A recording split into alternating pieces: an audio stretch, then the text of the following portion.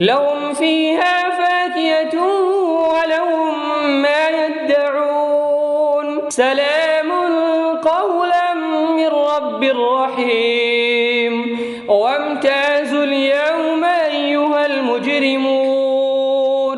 ألم عهد إليكم يا بني آدم ألا تعبدوا الشيطان إنه لكم عدو مبين